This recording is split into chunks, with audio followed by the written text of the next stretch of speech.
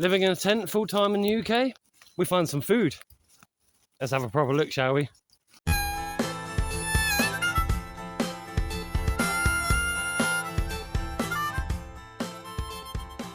So hey Kelly, and welcome back. Yeah, finding some food today. What are we going for, babe?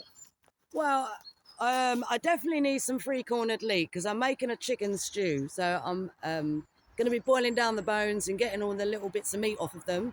And I'm hoping to get some leek in there to add that oniony flavour. So I definitely want some three-cornered leek. That's one of them. But if we can find anything else to chuck in then while we're out here, let's have a look. Yeah.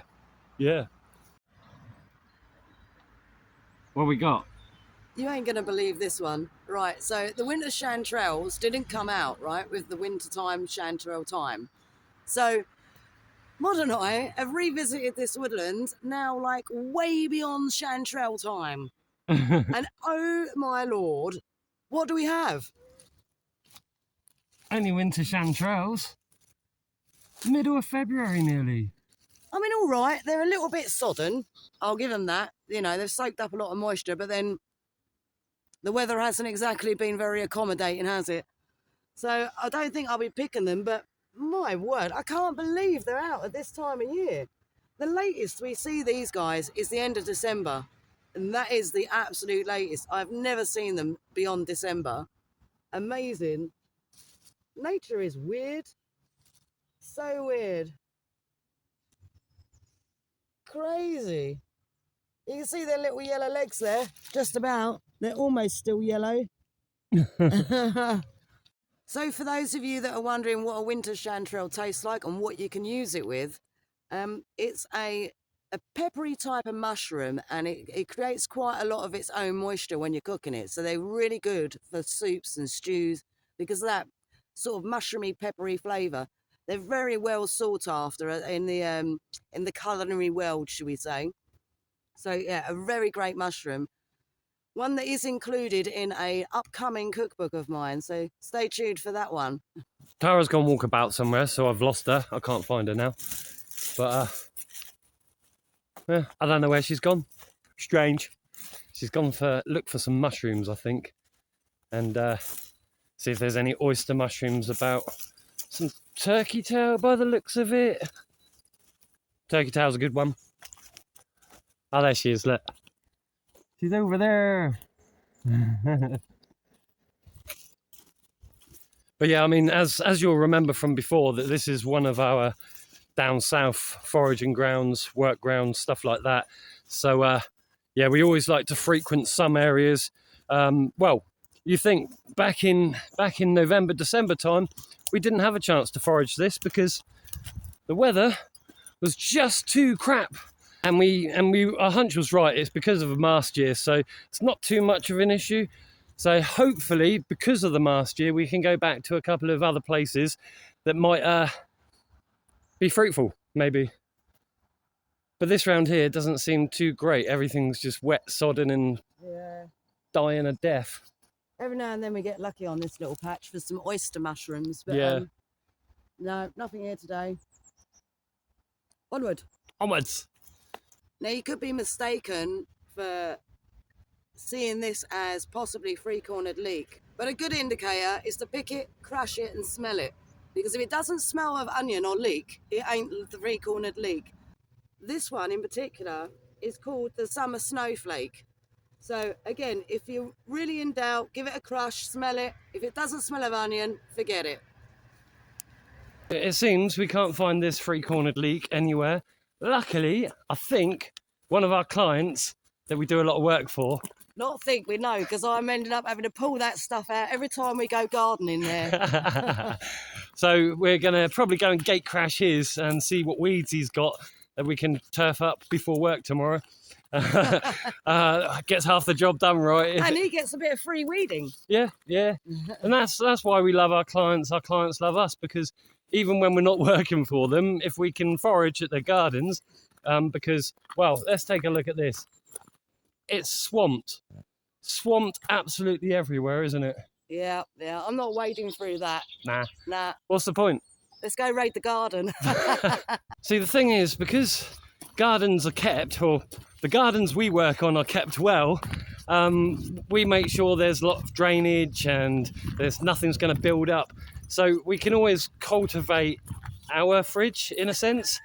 And our clients are cool with it. You know, they say the flowers look pretty whilst they're up.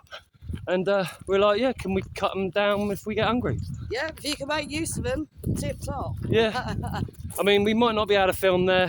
He's quite a high up person, but we can film us foraging his garden, right? Absolutely. We'll see you in a minute. So, how are you identifying these then, babe? So they look very grass-like just to the eye, but when you pick them and you can smell the bottom of them, they smell very leek and onion-like. So it's just a case of crushing them and giving them a good smell. If they look anything like this, like thick, long grass, pick a bit, have a crush, have a smell. If you identify it as three-cornered leek, make sure that each stem you pick, you're smelling, because sometimes this stuff will grow in amongst things like bluebells or even those, what they call summer snowflakes. So do make sure that you give each one a little sniff test. Obviously, I'm looking for the three corners of the main plant to the flower. Yeah. That's what I was concerned about. The thing about the three-cornered leek is it is available all year round. The only thing is that the real identifying feature, which is the main flower stem and the flower, and the petal of the flower has like a green vein through it. It's a really good way to identify it because that flower stem has three corners on it. So, of course, when it's not in flower, a good way to do it, like, just sniff it. It's the best way to do it. Cool. Awesome. But we'd like to stop the video here to give thanks to all of you lot over the Christmas period, over our times of loss and things like that. We would have responded to you, but we'll put you all over the screen as usual. Yes, thank you very much. I mean, we never ask for it, but we'll always be grateful. You know, that's a really nice, kind, genuine way, I guess, for people to show their support, and it's very much appreciated. Yeah, it's absolutely awesome. So thank you again. If we can't get all of you today, we'll put the next time and the next time and the next time and so on. But yeah, Cully, thank you. It's really appreciated. Anyway. Let's get back to it, huh? Yeah, obviously, because I'm the medicinal one, I find it hard to identify the food stuff. So I've got some chives here because we haven't cut the grass this side of this year for our client. Got some chives, so I'm going to pick those as well because it'll add. It's all good fun. But yeah, it's always a learning curve for me too. It's, you know, I'm always used to my medicinals and Tara's always used to edibles. So having that dynamic between the two of us becomes a little bit easier when you're foraging for food or medicinals and things like that. There always seems to be a crossover between our knowledges, which is quite cool. Chives. I've managed to grab a whole bag, a whole load of chives, and Tara's got a whole load of three-cornered leek too. I've sprung a leek. But that's the good thing. I mean, people will say to us like, "Oh, you should get a piece of land. You should homestead." Why? We can raid other people's gardens, so why bother? and we cultivate them all year round with our odd job in anyway. So it allows us to homestead in a sense, right? And when we get to use our clients' gardens. The great thing is every garden that we work at, we know what fruit is growing where, what weeds are growing where, what vegetables are growing where. And because sometimes we work on homesteads, they'll often say, you know, help yourself to some produce. So yeah, everything's a win. Yeah, every time. And, you know, so that's why we haven't chosen land in over 12 years. Yeah. Just because we can work it this way quite well. And between the forest, the roadsides, and our clients, we got it all, really. Yeah, I mean, when people say, "Oh, what are you going to do when shit hits the fan?" We got our clients, and our clients have got us. You know, so it's quite a good one. Anyway, let's crack on, shall we? Yeah. That was a bit of a stroke of luck. Whilst we were foraging, our client said, "What are you having for dinner?" And we were like, "Well, we're having like a soupy stew soup with leek and chives and chicken and bits and bobs." Leftover chicken bones is what we had for it. Yeah. And he was like, no, I've got something that I'm going to throw out. So it turned out to be quite fruitful. Steaks. We got one.